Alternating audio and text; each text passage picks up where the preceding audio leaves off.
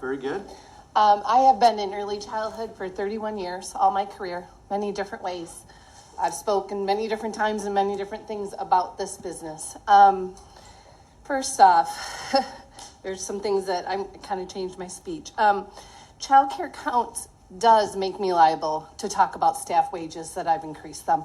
That was said earlier that we weren't. We are liable for that. So I just want to clarify that. Secondly, I keep hearing about building, but we don't have the teachers.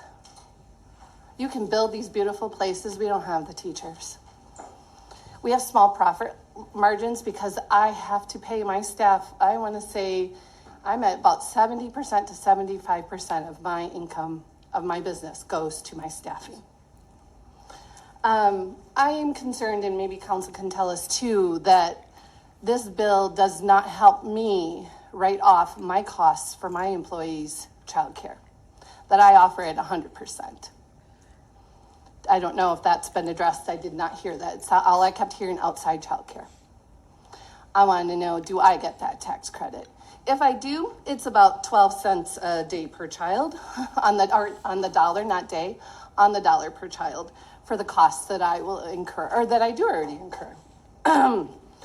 Yes, we do have that small percentage profit margin, and I heard that earlier. Could I get a 30% tax credit per staff? That would be great. I've also talked to a lot of businesses in my area. I have been an owner for 7 years. Before that, I spent about a year going around talking to area banks, talking to my economic development directors in the area, Chamber of Commerce, and area businesses. And yes, I was approached by a couple of bigger businesses to do something like that, but they were not willing to do that. And I'm in northern Dane County, so I'll preface I'm in DeForest. I have a lot of corporations in that area. I have parents who are employed by American Family. I have parents who are employed by the state of Wisconsin, a lot of the hospitals. I don't know that I'm going to get money from the state of Wisconsin or the hospitals to pay for childcare slots. I don't know that this is really going to be as advantageous to all families as we're speaking. I have families who work self-employed. This won't help them at all. There's just a lot of things with this that, yes, it's a piece. I just wish there was more. And Senator Royce talked about childcare counts was vital in keeping me open. It has been vital in helping me attain more staff and try to fully open my whole building to all the slots that I could make available. I am still about 20 slots short due to staffing. So, sorry. Thank you. Appreciate you hearing your personal experience and Yes. sharing that with us. Yeah. Questions? Senator Royce.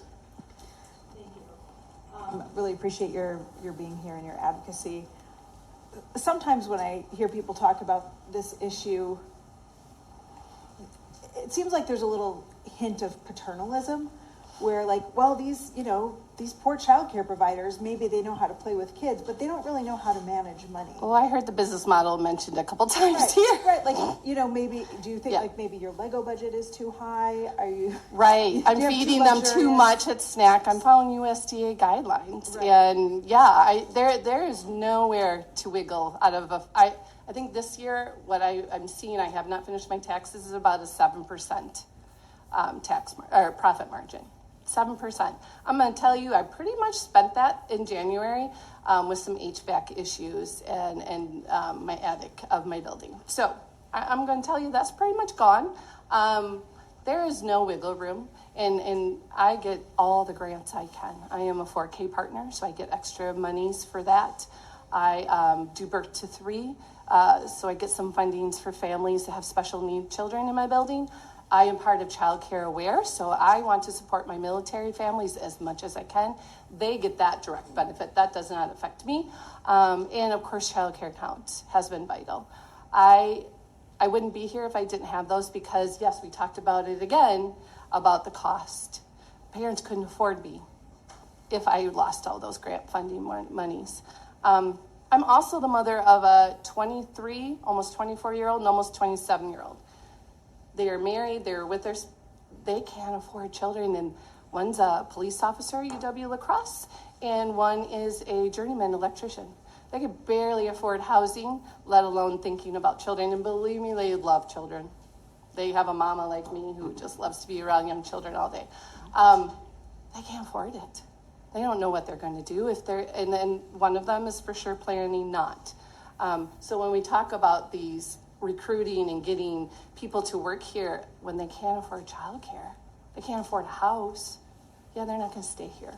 So we're not doing enough for our young families. This little bit for businesses might be an incentive, but does it apply to all of us? I don't think, and it's not enough. It's just not enough. So. Follow-up question? Okay. Any other questions from the committee? Anybody else? I should share, I have 20 employees full-time. I spend $51,000 a year on their childcare in my facility. That's what I fund. I lose that every year. So I'll just put that there. See no further